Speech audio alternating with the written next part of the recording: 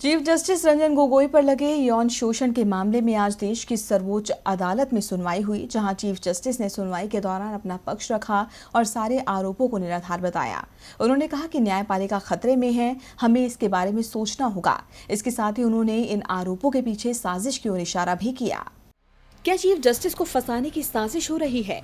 क्या केस को प्रभावित करने के लिए चीफ जस्टिस रंजन गोगोई के दामन पर दाग लगाए जा रहे हैं?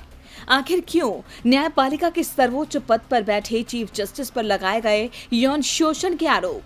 इन सारे सवालों को जन्म चीफ जस्टिस के उस बयान ने दिया, जिसमें उन्होंने खुद पर लगे यौन शोषण के आरोपों को न सिर्फ खारिज किया, बल्कि साजिश की ओर इशारा भी किया। चीफ जस्टिस रंजन गोगोई ने कहा कि मैं इन आरोपों का जवाब नहीं देना चाहता हूं, सिर्फ इतना कहना चाहता हूं कि न्यायपालिका खतरे में है।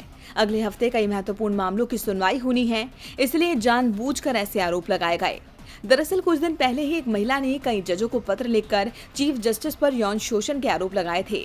इस मामले में एक सोशल बेंच का गठन किया गया। सुनवाई के दौरान चीफ जस्टिस रंजन गोगोई ने कहा कि क्या चीफ जस्टिस के 20 सालों के कार्यकाल का यह इनाम है?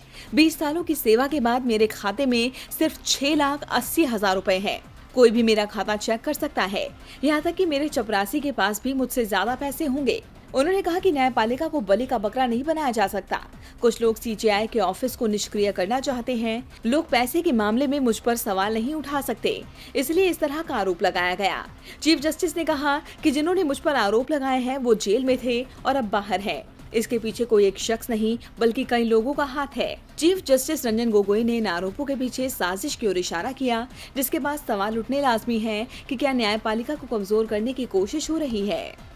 डीबी लाइव की रिपोर्ट।